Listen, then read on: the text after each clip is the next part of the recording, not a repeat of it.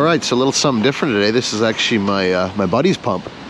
I just thought I'd pop by and say hello. Why not, right? Anyhow, so this is a 39-meter Putzmeister. It's got the detachable boom on it. Obviously, the boom is attached to the truck today. This one's also got the 13 HPD high pressure kit on it, so it makes it a legit 50-story high-rise pump. So he is going to pull in right where this rock box is. They're going to fly this out of the way. He's going to shoot an outrigger in through the hoarding there, and shoot an outrigger in through the scaffolding back here. The challenge on this site, they got to keep 2 lanes of traffic open. So he's got to keep the pump tight to the curb line. So I'm going to, once they get the bin out of here, we'll follow along here at how he's going to do this. I don't know what's up with the Concord vest and the Putzmeister pump. Something weird's going on here. I'm going to look into this a little further. Wow, we're doing some diesel power here. We're actually pulling the bin. I assume the crane was going to fly that, but wow, this is impressive.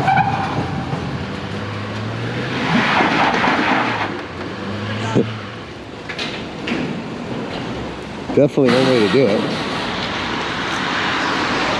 Oh, when you're done, you'll hook it onto the bumper and then pull it back. Good idea. There and just pull it back in place. So questions a lot of people are going to ask, what's up with the Concord vest and the Putz pump? Explain yourself. You wear what you get. He's a whore for whatever free stuff he can get, and I don't blame him. Okay, let's see how he's going to roll this.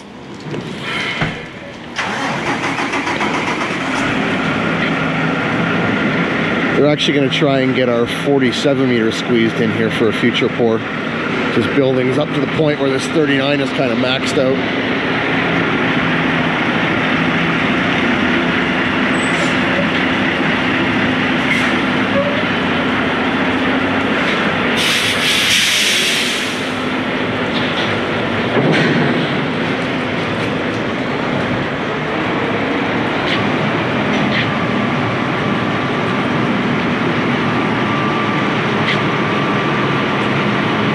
So my guess is that this X brace comes off, the leg goes out, and then we're going to back through here.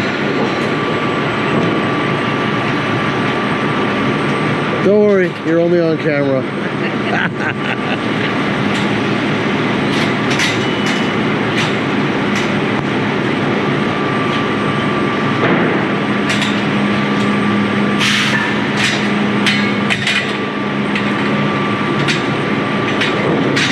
Called it. That's what I would have done too. As I'm hanging back, armchair pump operating here.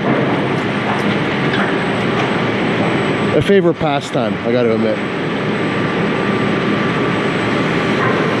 Mostly when on vacation. Yeah, I know, it's sad. But I think we all do it.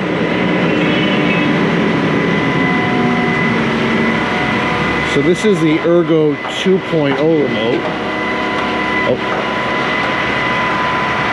There we go. Looks like I'm going to have a very important job here guiding him back. Yeah, that's the Ergo 2.0 remote with the funny symbols. The Ergo 3.0, they revised all the symbols and went back to a toggle switch for pump on off, an independent switch for rabbit turtle boom speed. Very, very promising. They seemingly addressed all of the issues which we as pump operators had with the Ergo 2.0 system. So I'm super excited about Ergo 3. Haven't had a chance to get my hands on one yet, but looking forward to it. This one here, I do really like the remote control. There's a lot of things I like about it. But there were a few things that maybe weren't conducive to an easy day for the pump operator, shall we say. But like I said, they've taken feedback from the end user and made a lot of improvements to the new one. So good things to come.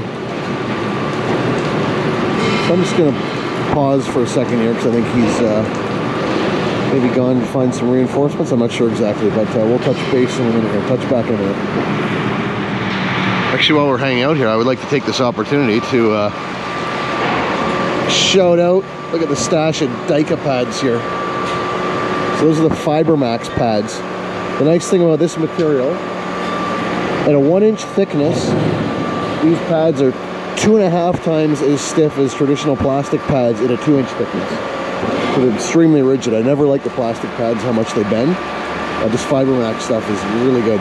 Extremely durable too. Can't remember what the warranty is on it, but I think it's like at least 5 years, maybe 10. Right, here we go.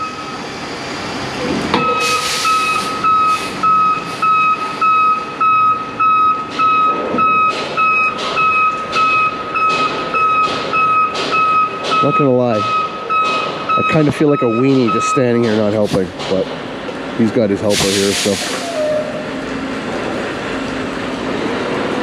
it's tough to not just get in there and start grabbing controls. This is a good exercise in restraint here. Yeah, this will be a tough one to get a 47 meter into. I think maybe our only hope will be to come back to the next gap in the scaffold here, and hopefully the spacing works out such that is possible. Or we're just gonna have to make a hell of a lot of maneuvers here to get this back leg through.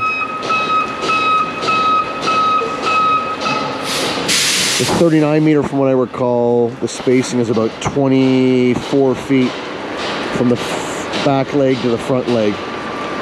4.5, 24 feet.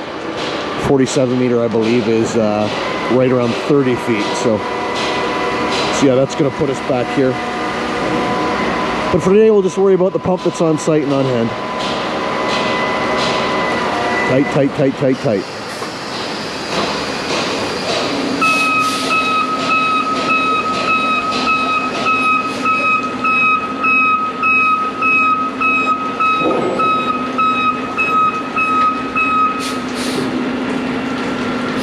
This would really suck to do on your own. Be a lot of running back and forth in and out of the truck. But these guys have done this a time or two before.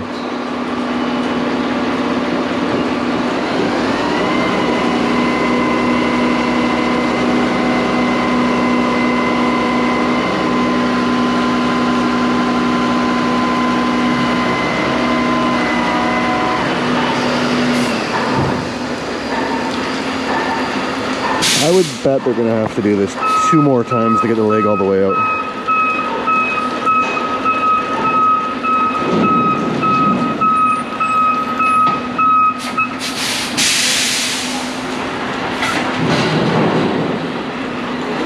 Yeah, that's what I say.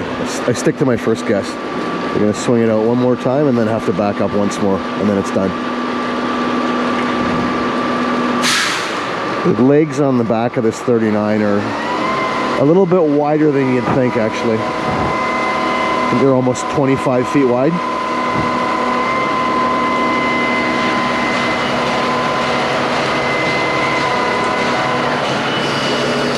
Oh, maybe I guessed it right.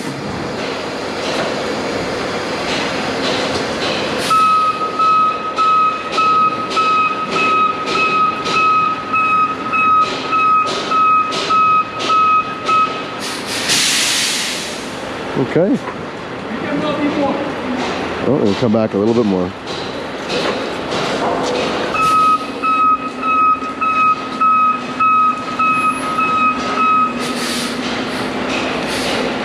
Perfect. That foot is just like 20 thou off the concrete there. Thousandths of an inch. Can't even say it. That's how tight it is. So the 39 HPD pump kit, you get this fancy-dancy heavy-duty back end here. So when you're high-rise pumping, you've got the typical BSA outlet here, which is rated for, God, I think it's like 220 bar. And this pump kit maxes out at 130 bar.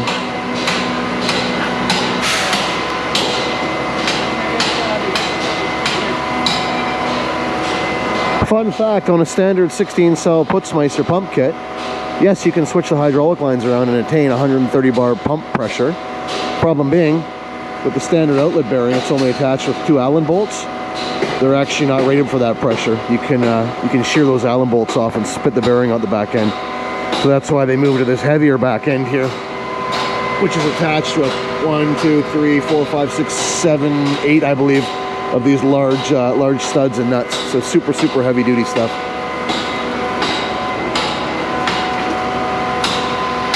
Well done, operator. Anything you want to say? Love this job. You're supposed to tell me thanks for nothing. Yeah. But I got it all on video. Say that to It's you. on video, so next time you won't forget how to do it. Yeah, right. Thanks for nothing. There we go. It's about what I'm good for, admittedly.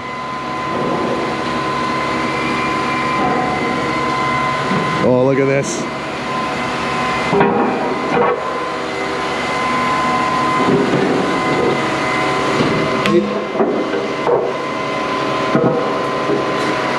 So the Dyka pads I was talking about. And our good friends at Dyka, if you've got any hats, t-shirts, pens, mugs, really we'll take anything. I'll hit me up and we'll send you our shipping address. No problemo.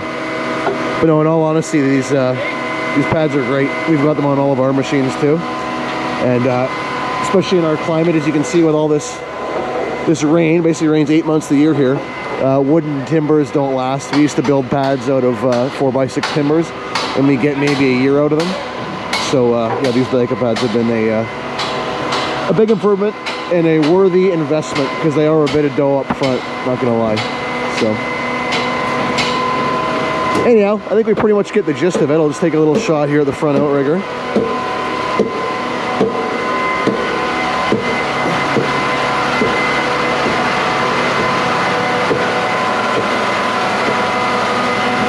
So yeah, it's tight.